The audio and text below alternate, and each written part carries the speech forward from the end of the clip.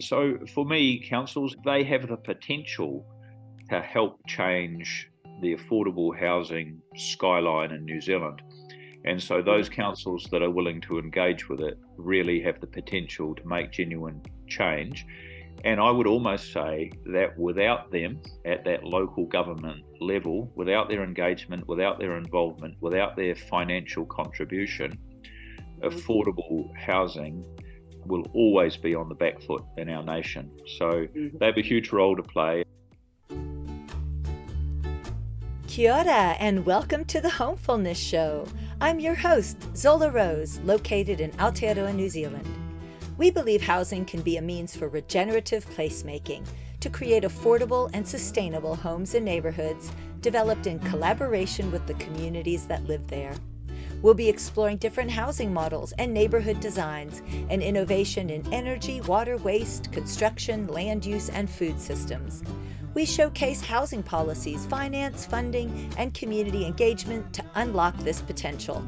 This show aims to empower you with knowledge, resources, and networks to support you in creating great places to live.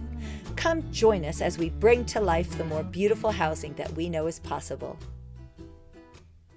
Welcome, Peter, to the Common Ground channel. Thank you very much for agreeing to be a guest today and sharing about your life and your journey. I'm really excited to hear and learn more about you as well.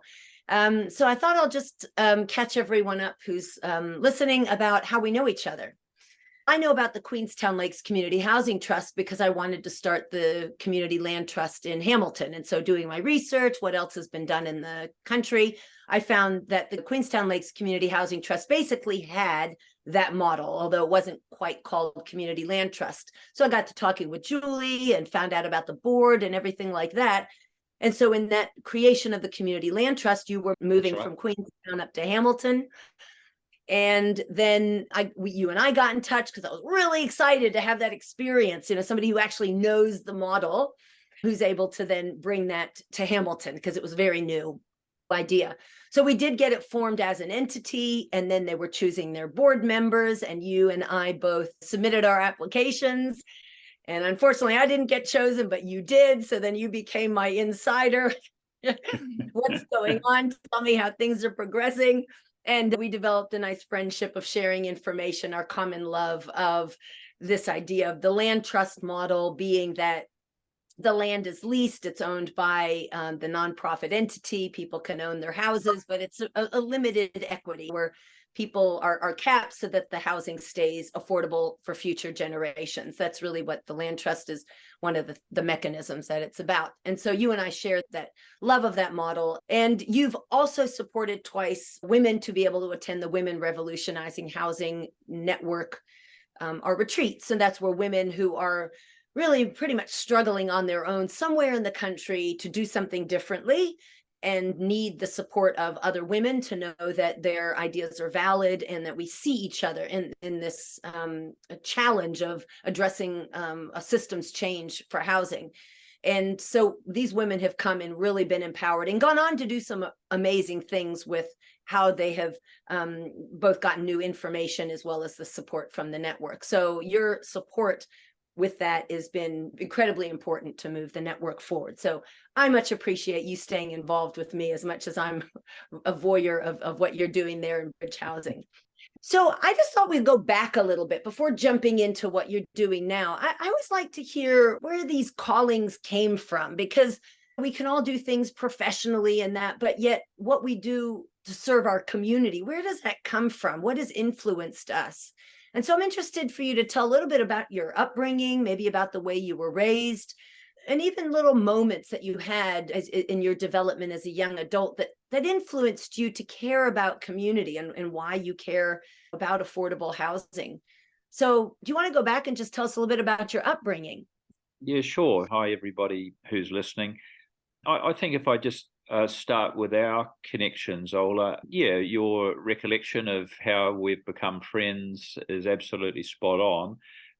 And I recognized in you a different voice from mine, a more community-led housing model from what I have. I guess I'm more about the individual owning their own house, and you're more about the individual perhaps living in groups owning their own houses. And there's a subtle difference there, but it's a difference.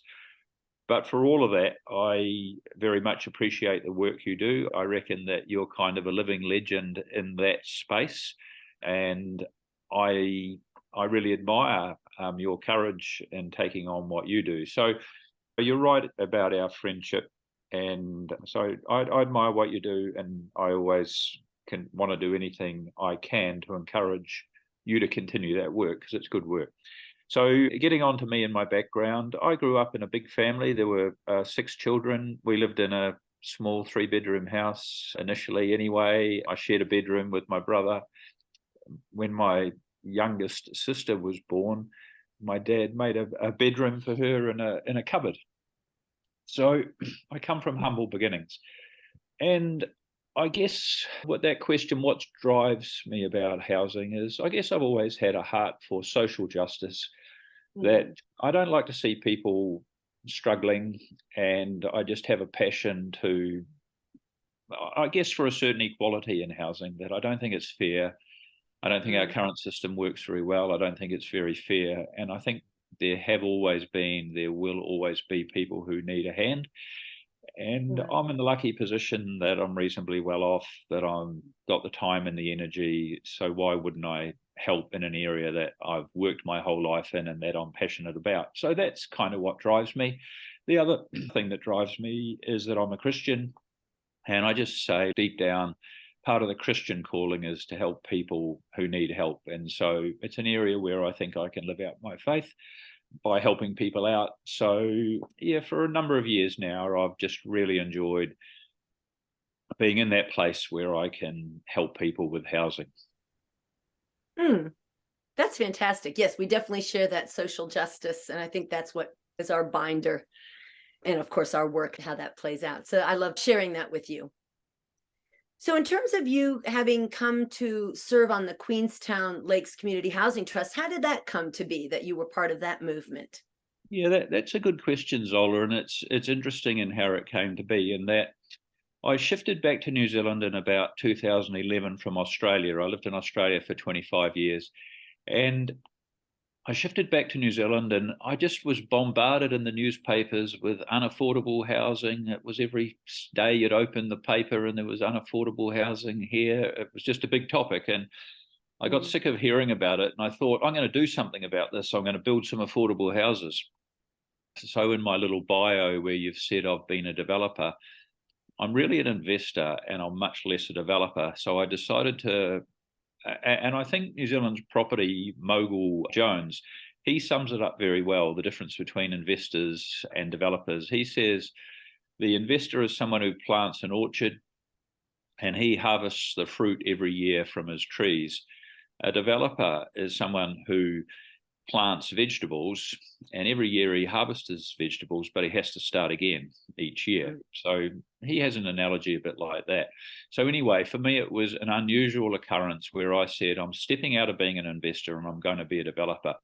And so what that led to was building, and I decided I wanted to build affordable housing. So I decided, right, I'm going to build some affordable houses in Wanaka, of all places, which is one of the most expensive places to build in New Zealand. And so I was very lucky. I had this fantastic partner who owned some land, and we got together and we did this little development 50-50 where we built 9 affordable houses, just little small houses, 2-bedders that were 72 square meters and 3-bedders that were 90 odd square meters.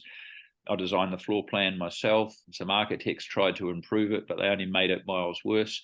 But anyway, we built these homes, and as part of that process, we spoke to the Queenstown Lakes Community Housing Trust, thinking that maybe some of their people might want to buy 1 or 2 of them.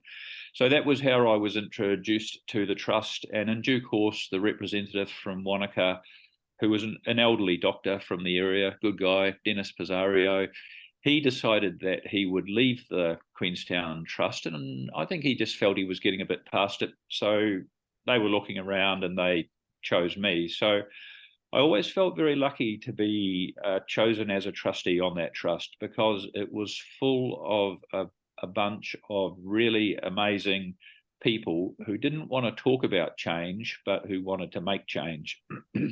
and they were empowered by their council, by the Queenstown Lakes District Council, who funded them, set them up, but gave them independence and set them on their own path. And I just found that to be a really mentally stimulating trust, full of people with similar passion for affordable housing and to help that region that has an impossible housing situation in a lot of ways. So that was what led me there. Oh, great. And I think you said a key word there, which is really important, because it's a struggle that I'm having at the moment that I see around the country, is empowered by council. Yeah.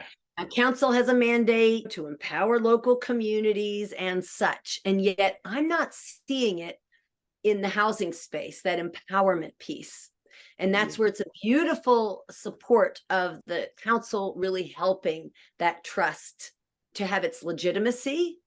And I don't know whether funding wise it helped at all, legal wise. I know in Hamilton that was part of it, the council helping to set up the Waikato Community Lands Trust, paid for the lawyer, the creation of the deed. I had a person helping with the admin logistics and all of that. Incredibly important to really move it along and get it set up.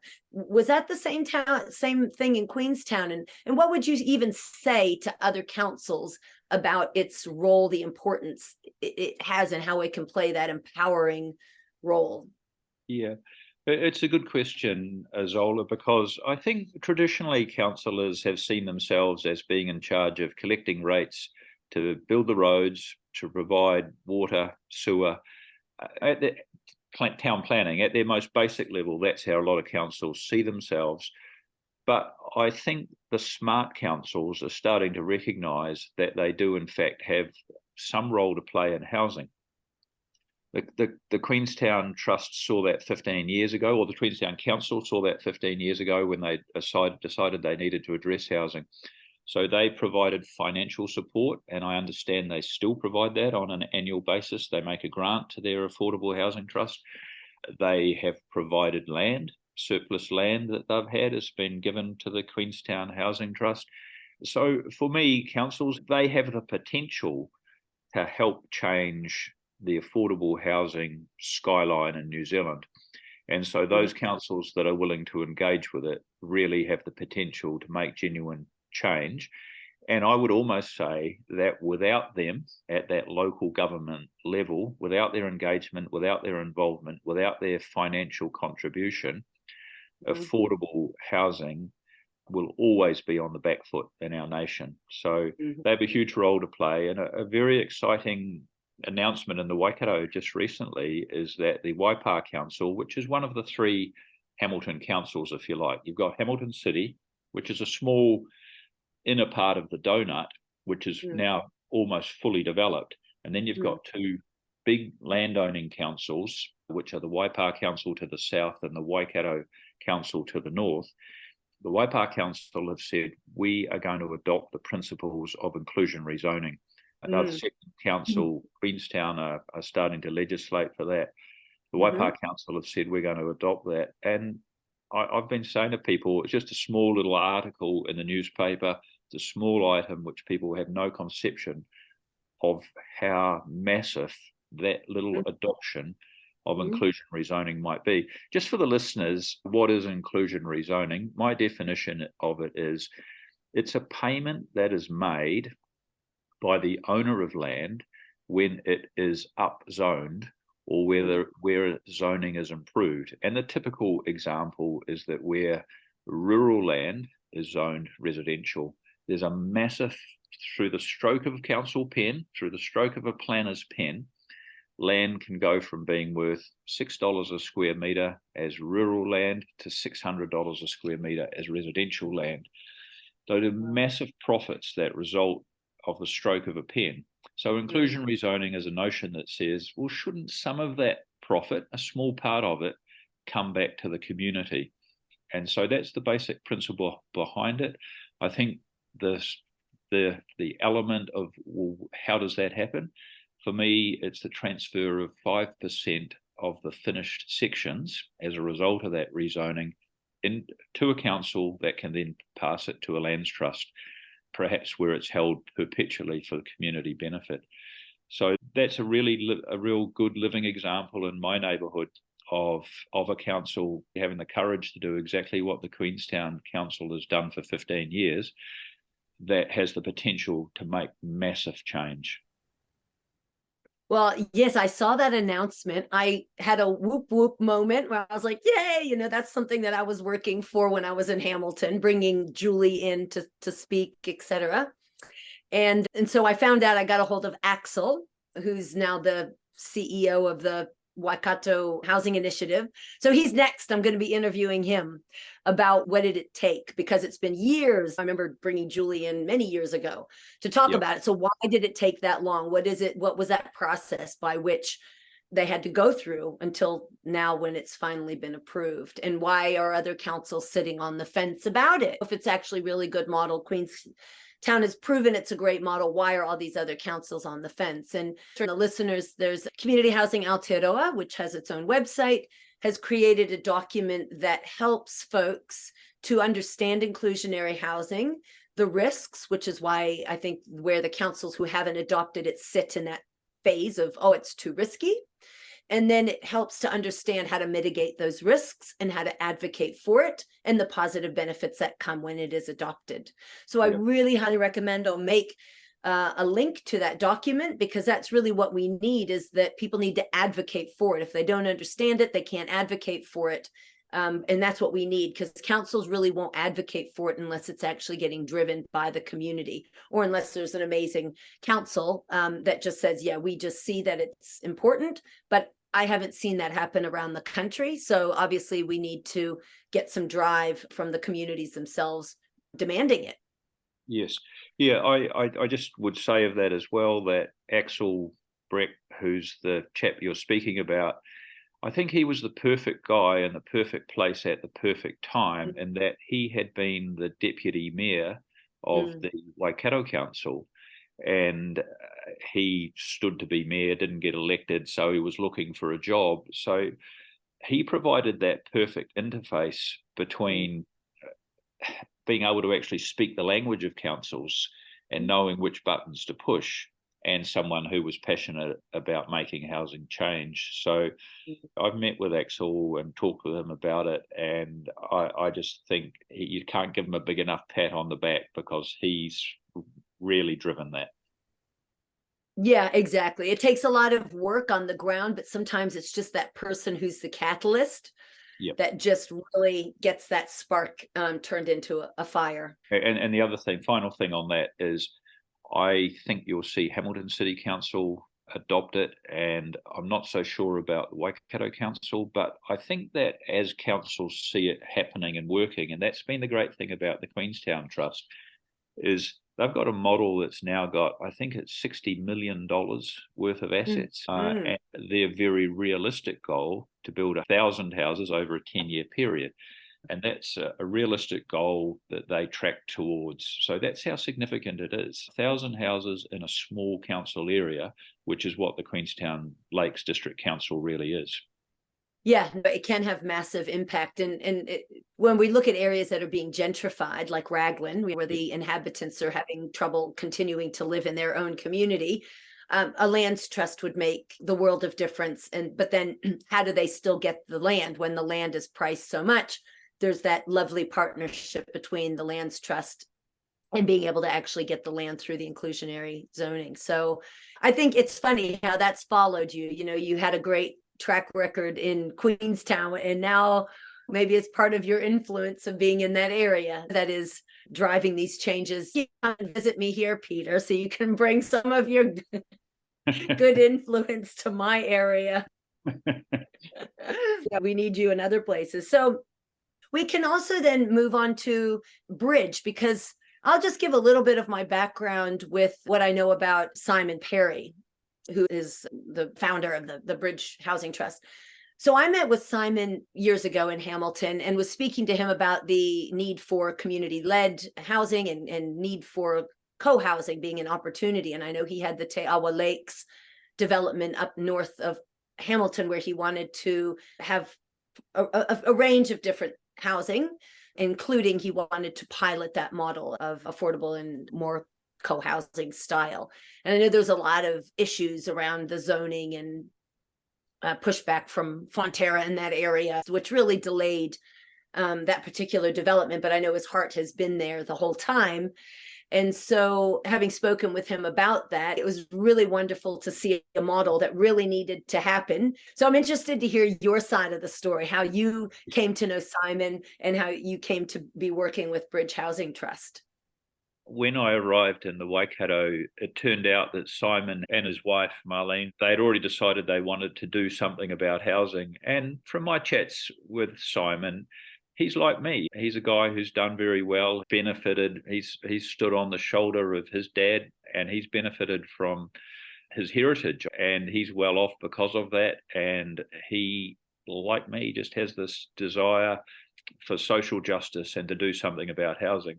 So he was speaking with Julie Scott from the Queenstown Council, and Julie said to him, hey, one of our trustees has just resigned and he's shifting to the Waikato, give him a call. So that was how I got to join the Bridge Trust. And in terms of Simon and Marlene, they're fantastic people. Simon's just a doer, and he doesn't like talking about it.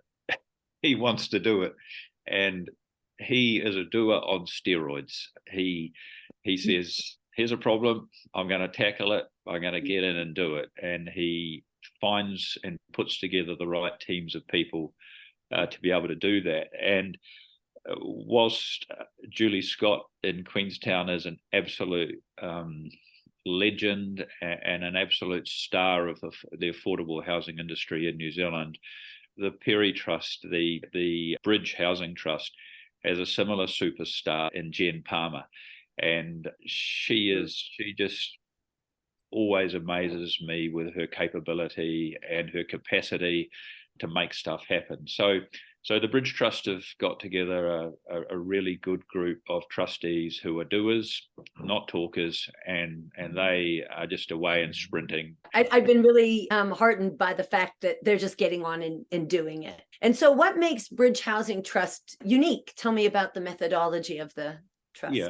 Well, much like the Queenstown Trust, well, look, it would be fair to say the whole time I was a trustee in Queenstown, I always loved that the Queenstown Trust had this notion that our intellectual capital is available to anybody who wants it in all its forms. Its documentation that they'd spent years and years developing, its entire intellectual capital was available to anybody who wanted to ask.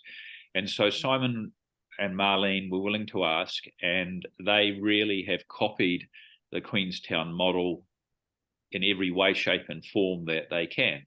So it would be fair to say that the Bridge Trust have set themselves up and modelled themselves upon the Queenstown model. In terms of how are they different, we've got some different trustees and we've got some different ideas, but a lot is similar. We're looking at that gap of people on the housing continuum where you've got social housing at one end and private housing at the other end. We're focusing on, I guess, what you might call the working poor. And so, who are our clientele? They are, for various reasons, they're probably people who make a couple that make up to $150,000 a year. An individual person, I think it's $95,000 per year. So we're looking to house what I call the working poor of New Zealand. So mum might work at Countdown and dad might work at the BP. Those people are really struggling to get into housing in New Zealand. And that's the group that I think we're most focused on. We're not trying to become Kaingaora and attack social housing, although it's been interesting to me to see that the Queenstown model started out very much with that middle level of the working poor, but they have dipped down into social housing just through the need of access to finance and funding. And I suspect that the Bridge Housing Trust will end up doing a little bit the same as well. And it's interesting how you say working poor. And I think that many years ago, decades ago, perhaps, anybody who was a two-household family, both working, were certainly not considered poor. Countdown is it's all over the country. So they're a fairly large company. And then another person working for BP, a fairly large company, two incomes combined should be able to afford the basics. Yes. So that's something also about our society and our economy as it has progressed to make two working people for two very large international companies to be poor. What does that say about our society and our economy? Yeah. It says that the housing model's a bit broken, doesn't it? It says that it's not working, that if you're that couple and you live in Auckland, there's no way you can afford the average house of $1 million. It's just not doable in your lifetimes. So I think that's where there is becoming a wider realization around the nation, both at the national level of government and the council level of government, that there's got to be intervention. And that's where I think our time has come. People like you and me, the trust, the housing trusts, the charitable housing providers of New Zealand, it's our time. And I think there's good times ahead as we will seek to emulate many of the international models and how they deal with this. They've had to deal with this issue. We haven't had to deal with it. We do now. And in a lot of ways, I think we're stumbling along towards it. But it needs people with a social conscience to say we have to do this. And I think the change is going to be dramatic, and the momentum that is gathering is going to be dramatic over the next 10, 20 years. Mm-hmm. Mm-hmm. Well, that was my kind of leading into my next question, which is we need more role players stepping up and doing something a little bit differently. So we talked earlier about councils needing to see their role differently, how they can serve in an enabling way. There's definitely formats that they can serve their communities, enable this more. We've talked about people like Simon who have land and have money and who just started a housing trust because he could. And so what other role players would you see that really need to step into playing a more enabling, active role? Yeah. Look, I think the main player is the government at the national level. And I think with the Labour Party, we've seen that they have tried in that area during their 6 years of government. They've tried to do things about housing. It's been disappointing that they've been relatively unsuccessful, but I applaud their ambitions. I think the real big player that we need on side is all of the councils of New Zealand, all of the city councils, the local councils, the regional. We need them on side, and they hold a lot of land that they don't even know that they hold sometimes. And it's interesting to me that the Queenstown Council, that they managed to find this scrap of land at Arrowtown that was really a former dump, and it's going to have 65 houses. It's having 65 houses built on it right now. And that to me is a good example of a player. And then there are the wealthy people of New Zealand who have a social conscience, who might start to say, look, I'm willing to do something for this, but it's hard and it's very expensive to get into this form of giving. The Bridge Trust are lucky in that they've kind of stood on the shoulders of the Brian Perry Trust, which has been going for, I think, at least 50 years. So, yeah, it just needs more of a commitment from individually wealthy people to say, I'm willing to do something about this. So they're my main three players. And what would you say about the finance institutions, which are very risk averse, and how they might be able to, whether we say the current model of financial, or do we need another sector of financial? Do we need government to be more underwriting? Like, I definitely think there's a financial piece beyond just individuals with their own wealth, looking at institutional finance. How might we rethink that? Yeah, that's a really good question. And I think back to the Queenstown Trust's early days, where that trust spent years and years and years trying to get on side with the banks to say, look, we need you to do lending to affordable housing. And what happened was they were very lucky in that the SBS Bank got on board early on with their shared ownership program and said, okay, we'll provide mortgages into that program. And they did it in a small way to start. But eventually, after 10 years, it led to Westpac saying, yeah, okay, we'll fund shared ownership as well. So I think the big financial institutions do have a part to play in the success of affordable housing. And that's in accepting some of the diverse models which are emerging. And the most recent model to emerge, by the time Westpac, after 10 years, said, yes, we'll fund a shared ownership, the Queenstown Trust were no longer doing it because the price of houses was so high that the shared ownership model just wasn't working. So by the time they said yes, we'd already moved on to the leasehold model where we were starting to do leasehold houses. We're battling away with the banks at present to get them to agree to lend to the leasehold model. So the financial institutions have a big part to play there. They make so much money out of our country, don't they, the banks, that I reckon they have a bigger role to play. And I would love to see them setting up some funds really directed more towards housing. And then the other one that we didn't talk about that could be a player are the big industry people. So if I'm a massive employer of people, say in Queenstown, and I can't house my workers, I can't run my business, can I? So I think there's a role to play for big, wealthy companies in thinking, how can we help in the affordable housing space? How can we engage with affordable housing providers, provide them some funds to build us some houses? So there needs to be collaboration in the financial sphere for things to happen. I really admire the SBS Bank for what they did in the space, but I equally really admire Westpac and that. And whilst I give them a hard time about taking 10 years to wake up to an opportunity, and by the way, nobody has ever defaulted on one of any of the Queenstown Lakes affordable housing models with a bank. But when I appear to give Westpac a bit of a hard time, they are actually the leader of the big four banks in New Zealand in terms of getting their heads around affordable housing and funding and financing it. And so they need a real pat on the back, not a smack on the bottom. A lot of us have seen it elsewhere. You know, in my research, I research US models, UK models, European models. So I kind of see it's been done before, decades old communities. It's like, actually, it's not that risky. And like Bridge Housing Trust looked at the Queenstown Lakes and that IP was available.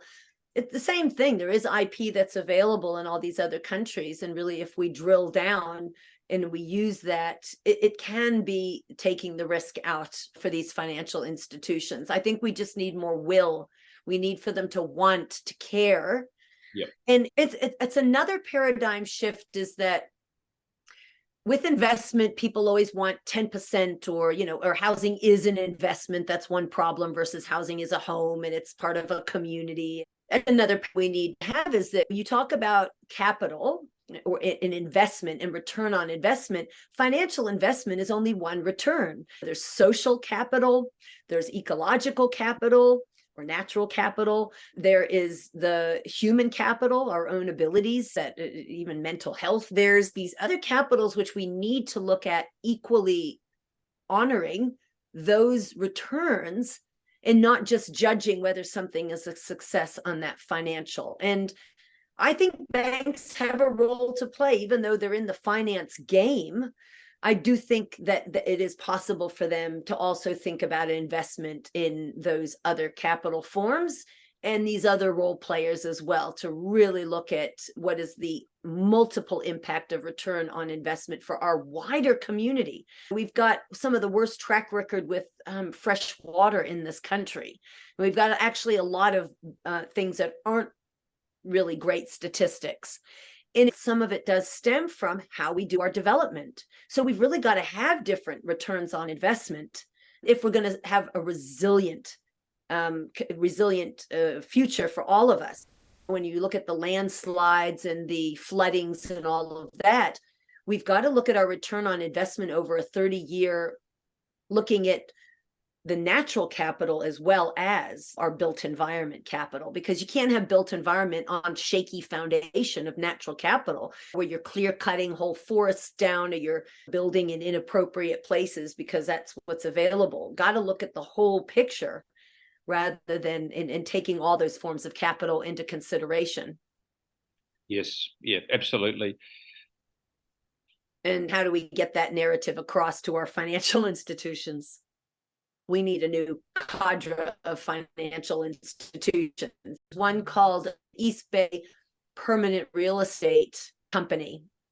That's in San Francisco, and they look more holistically at real estate. They also look at past injustices, like their focus is on, there's been a lot of harm created in the financial systems and political systems that have created this poverty that we were talking about, people who shouldn't be in poverty working full-time who are, and looking at our responsibility is towards those people who've been harmed through no choice of their own. They're doing all the right things, and yet they're still ending up on the back foot.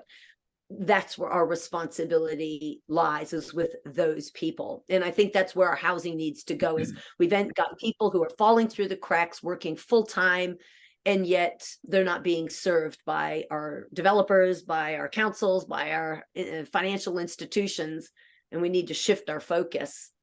Yeah, it just reminded me of an organisation that in a way is doing that, and that's the Central Lakes Trust. So they were a trust that was formed when the electricity assets were sold off in that Central Lakes area. They've got a big capital base of about $400 million, and the Queenstown Trust were able to convince them as a trust, which is really a community trust of a sum of money entrusted as a community asset. They were willing to lend bulk money to us at really a below market rate that we could then utilise into our affordable housing. And there are a number of those trusts around New Zealand, and I guess I would encourage them also to think about exactly what you're saying, Zola, which is, look, it's not all about maximum return on dollar, it's about social outcomes. And I think that the Central Lakes Trust have seen that and been willing to do that, and have done it very successfully with the Queenstown Lakes Housing Trust, in that their capital is safe and they've still got a reasonable return on it. And just, to give you an idea of the numbers there, at the time, I think they were lending us money, the market rate might have been 5%, and they were lending it to us at 3.5%. And we were able to offer below market mortgage rates to some of the people that bought our houses. So that to me is a good working example of exactly what you're saying. And I would say to the big four banks, why couldn't they have a portion of their assets deployed in an area where it wasn't necessarily maximising the dollar? And in today's dollar terms, the residential housing rate 7%. What if they were to lend some money into housing trusts at 4%? It's still a good return on their money, safe. It's in housing, which they love. And yet it can make a huge difference in the affordable housing space. Mm-hmm. Yeah, and to communities overall. So good. I'm glad we've targeted a few folks, a few institutions and organizations, getting them aware of their responsibilities, the opportunities that exist for them. So I guess just in ending, I'm interested in your vision of the future. If you could have a magic wand and make things happen for housing in Aotearoa, what would you say? Yeah, if I had a magic wand and I could wave it, what would be the things that I would do? Number one, I reckon I would build a lot more state housing. And the government will always tell you, oh, it's too hard, it's too expensive. But if I turn it into a personal model, it's what I've been able to do myself. I've been able to take a little and multiply it into a lot. The government have got a fantastic asset base in their existing state housing stock, and I reckon there's a real capacity to vastly increase the government's housing stock. I don't think it's as hard as they all make it out to be. And I was just thinking about it before we spoke. During the 6 years of the Labor government, the debt of the nation's gone from $5 billion to $75 billion. So we've increased our debt by $70 billion. If it costs $500,000 to build a house, my mathematics tell me that in the last 6 years, the government have borrowed enough money to build 140,000 $500,000 houses. So my magic wand number one is I would get the government more involved in providing public housing. But I think the community housing provider groups, like the Queenstown Trust, like the Bridge Trust, they earn the right to receive government money by the success of what they're doing. So I if I had my magic wand, I would look for all the successful people who are running affordable housing models, and I would provide them with as much finance as they could handle. I think the third thing that we really need in New Zealand, if I had a magic wand, I would probably close all universities for 10 years and I'd make everybody go to a trade school. So I would develop a lot of builders, a lot of plumbers, a lot of electricians, a lot of practical people who could actually get out and build houses. And I don't think we have enough of those. So what do we do about that model? I think our society's been too focused on university education and not focused enough on recognizing that there's massive value in good, honest tradesman-like work. So I'd wave a wand in that area.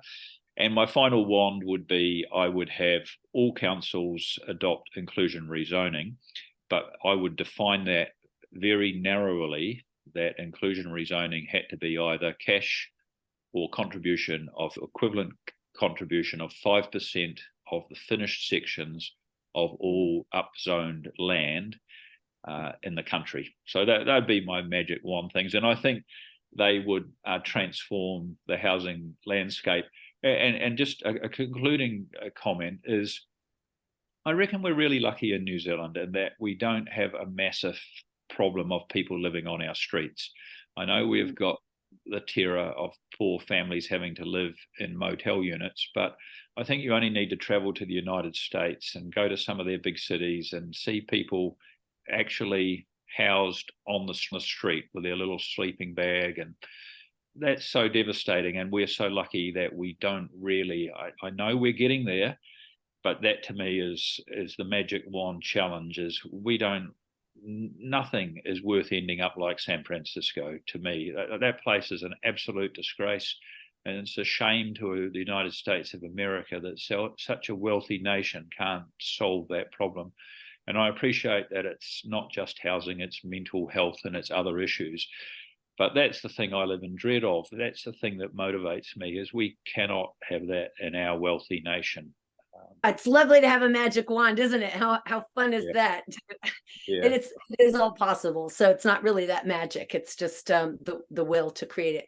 So I just actually have one last question, and that's sort of the fusion of what you work on, which is what you said in the very beginning, which is individual home ownership, and where I'm in the space of more collective, how groups of people can come together and drive the kind of neighborhood. Doesn't have to be that they all do the things the same. You might have heard of the term pocket neighborhood. So pocket neighborhood is the design, the physical layout of the neighborhood that creates the coming together of people, the bumping spaces, the patterns that people take in coming and going to their homes creates the interaction. So there's kind of models that create that sense of community more than others. But I am quite interested to know if you haven't had a speak about this with Bridge Housing Trust, is the bringing in the voices of your future residents, how much the future residents have a say in both the part of the design and the creation, and then how you continue to stay in touch with them after they're moved in. Yeah, well, there's nothing like having finished houses to sell and starting to get feedback on how well you've done with your project. So with our first project at Peak Mews on the edge of Cambridge, we've looked to create some collaborative land areas, some small houses, but with shared common land areas. So we've looked to do that. It's interesting that culturally there are different housing needs in New Zealand, and I'm doing some work with the Pacifica people. They have completely different housing needs from white people. That's just culturally, they tend to live in big groups. They want to be close to their families. They want bigger houses. So they want stuff that's harder for Affordable Housing Trust to deliver. So my answer is, look, I completely agree, but I think it's important to recognise that there are many different housing models, and I have equal respect to the common ground, the housing model that you were working in. I've seen it work. I've seen it work in Australia, and I know it can work in New Zealand too. So I completely support it. And I think it's, to an extent, it's customer and sales driven for our trust, but we are always trying to get feedback from the potential people that we house and from the people that we are housing of how can we do it better, what more can we do. So I hear what you're saying, and it's a hard challenge because it's hard to solve some of those cultural differences, and the Pacifica people's cultural needs are in a lot of ways similar to the Maori. So it's hard to solve them all, and yet we want to be one integrated society, but it's not entirely easy. Yeah, there's what's called pattern language, where it's looking at what are the patterns of human beings and what makes them work really well together. And so I guess as a final word, it would be, what kind of pattern language do we need to learn that when we're developing housing from the developer side, the design side, what do we just know? If we know this pattern of human beings, we know what makes for a better design, for people to feel like I have my privacy, I can have autonomy, I can be a little bit hidden, and yet there's not so far that I need to go before I can have a sense of connection with others and can easily, greet my neighbors and feel a sense of sharing and commonality. And that can be just within a few meters of having that more inward to the more outward. So there's those patterns, and then there's the voice of the people who are going to be living there and how they might be able to see themselves in that place and add a little bit here and there within their own aspirations of being a part of a neighborhood, a neighbor. How can I be a neighbor in this place? What facilitates my neighborliness, and making sure the design meets that neighborliness, and that their intention of being there is that I want to be a good neighbor. And so when they're moving in, it's not just I want a home, but I'm coming into a neighborhood, even if it's smallish, and how can that be fostered? So just parting words that I think that's what we all want, really, is to how can I be living in a place where I feel like a sense of belonging, and I can contribute, and I can be contributed to. There's that sense of reciprocity in place, and a sense of agency, and how can our neighborhoods also give people agency in a collective way. It's just a matter of the will, and then putting the resources and the right people. You were saying it's a good team. So I think that's a good lesson for folks to understand, is that you don't have to necessarily come up with something new and inventive. There's been models, we can use that. And it's just really about getting the right people, and those people having access to resources.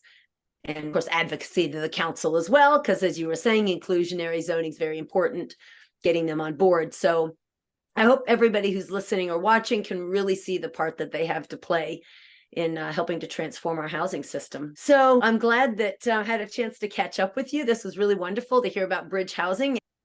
Yeah. No, good on you, Zola. Really lovely to talk to you. And as much as I work hard in my little area, I see you doing that as well. And I just encourage you to keep at it and wish you every success. Thank you. After I finished recording this episode, I had a few extra questions for Peter, which maybe you have as well, about the housing itself. So you can go to the website, it's bridgehousing.co.nz, and learn all about it there and see photos of their developments. But I'm going to give you some of the questions that I asked Peter that he answered in an email. There's recently been an article written about it in the newspaper. It is in the Waikato Times. Affordable Home Scheme Expands to Te Awamutu. It is from May the 2nd, 2024. So if you wanted to look that article up, talking about this program of theirs. So back to the details on bridge housing. So I asked Peter how many houses had they built, and he said that 8 houses have been built already. There were 47 total planned, so 39 still to be built, with 10 of these apartments, and the construction on those started last week. There's a range of 2, 3, and 4 bedrooms, single and double story, with some 3-level homes proposed. The demographics who would live there is old, young, and mixed races. And the requirements to be a trust homeowner. So they're using the requirements that the Queenstown Lakes Community Housing Trust use under their Secure Home program. So that can be found also on the website, but I'll just explain a bit here. So it's for first home buyers. There is a potential for second chance buyers. The property must be exclusively used as the household's primary residence and not vacated by the household for any more than 4 weeks over a 12-month period. The applicant's combined household income must not exceed $150,000 or $90,000 for a single person per year. At least one person from the household entering into the Secure Home Agreement must be a New Zealand resident or citizen.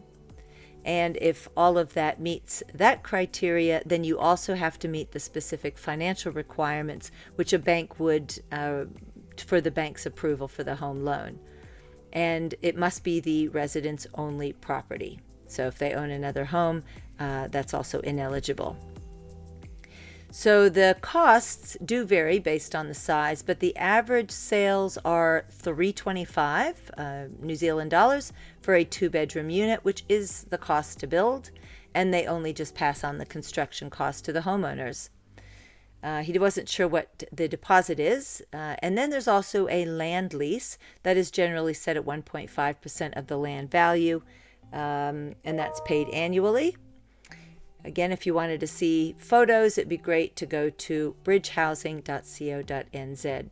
Now, in terms of funding, they have managed to receive some grants from various parties to help with the admin cost.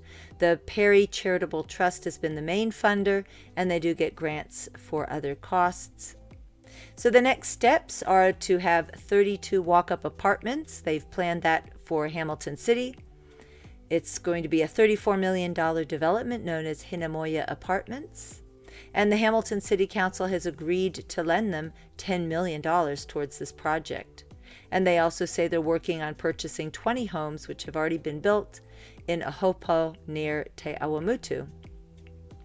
So highly recommend you visit their website so you can get all the details. We'd love to see other homeowners or other philanthropists do such a similar program. There's lots of mentorship that would be available from Peter and the Trust. And I'm hoping it's a model that we're going to see rolled out throughout the country, which is why we're hosting it on this podcast. Also, check out the Common Ground website. It's commonground.net.nz. We're wanting to do a lot more of this kind of work where we're connecting folks who want to live in affordable housing with those who are having the funding, with developers, with council. So it's more of a collaborative, what we call participatory planning process, where those who would be future residents in the wider community get more of a voice in the development of those houses, and also to make it more affordable with a for-purpose developer. So if you want to see how we can help you to do this, I'm available to book an exploratory meeting with me. There's the button on my website on the first page, and check out the other resources we've got there. We've got some interesting information on other policies and reports that have been written, the kind of work that we do helping councils, and on the Women Revolutionizing Housing. So I hope you check out there and let us know via the comments on the podcast what you think, who you'd like to see as a future guest, what kind of topics you'd like us to cover. We're really excited to have you be a part of this podcast and contribute. So keep subscribing, keep listening, and we look forward to having you participate in future podcasts. Kia ora.